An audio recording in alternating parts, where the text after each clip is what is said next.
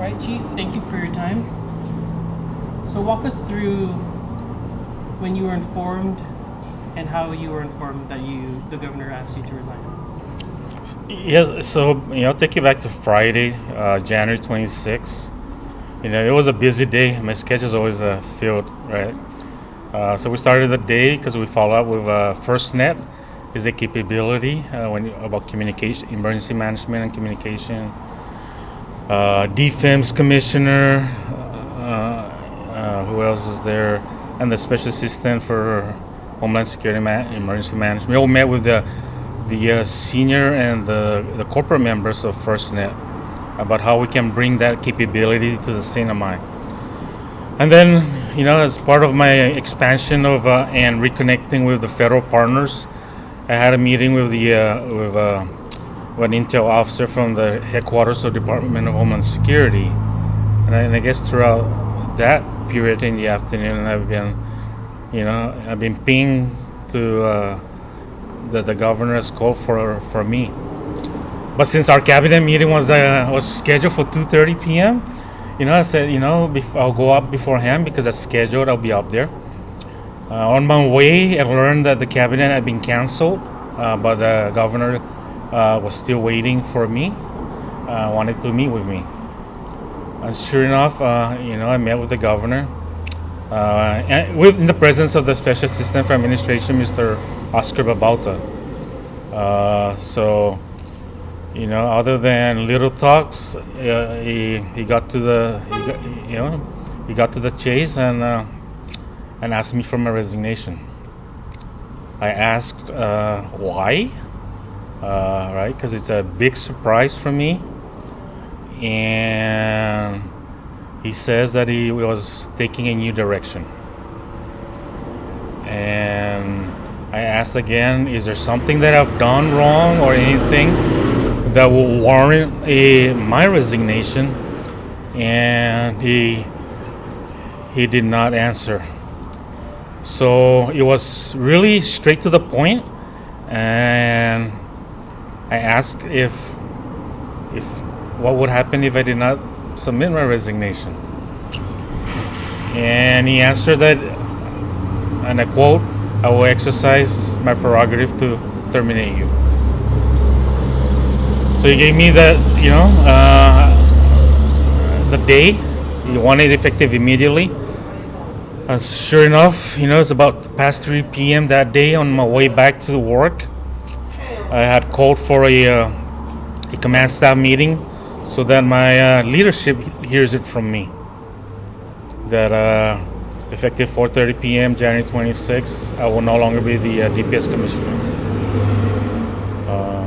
It's a big surprise, and I leave the office. As a matter of fact, I dignified this office, and I leave it without any ethical, legal, or moral violation. And to this day, if you ask me why, you would have to ask the governor. I've reconnected the department with every three-letter federal agency you could imagine, because we need that capability and we need their help so that they can fill the gaps, especially in investigations.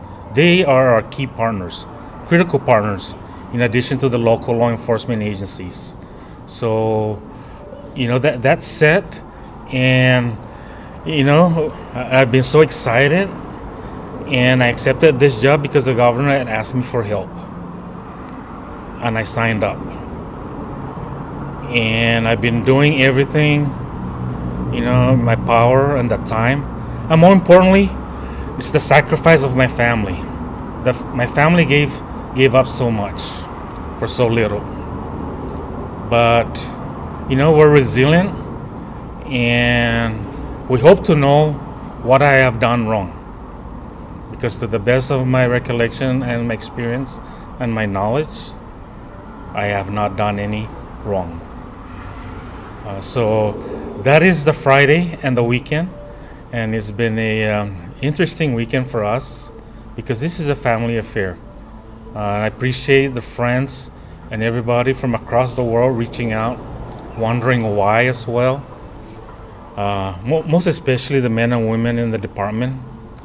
It was a somber moment when I left, But I am reassured that the community will remain safe because we have capable officers and dedicated civilians in the department that are committed to the safety of our community and are committed to ensuring that we follow the law.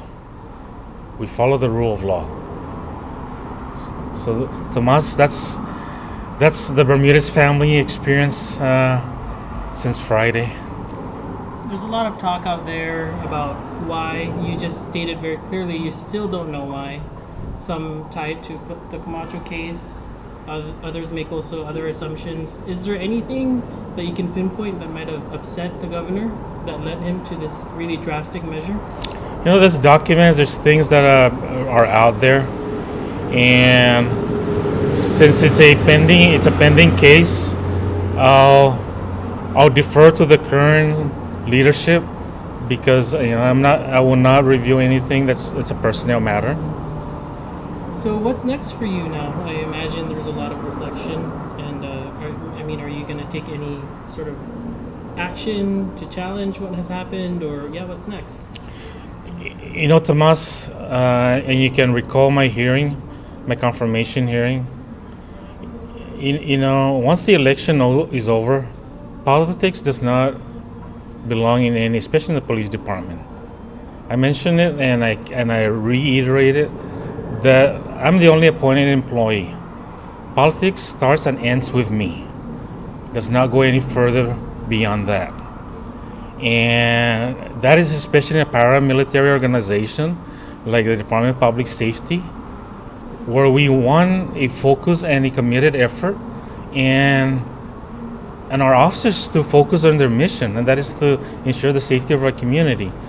And if politics has a play in it, then it should not.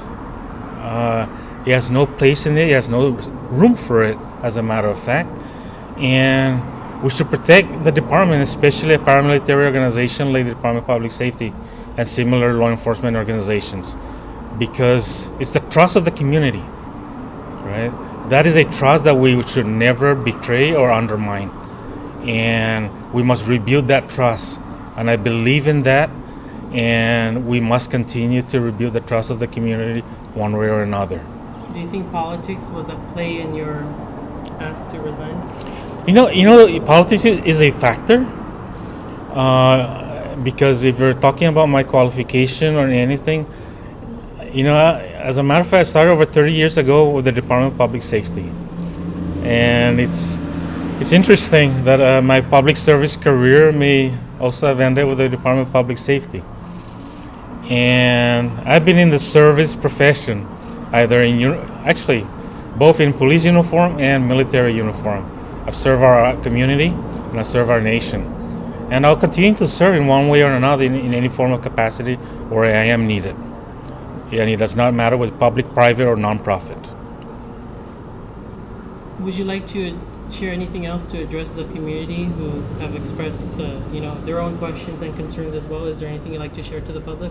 Yes, the Department of Public Safety has committed and dedicated of men and women.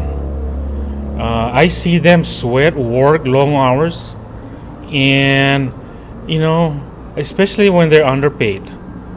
Pay is a factor, but they still come to work. They come to work because they love what they do. And that's the passion they have to ensure the safety of our community. And that is the same passion I shared, and I continue to share in my personal capacity. I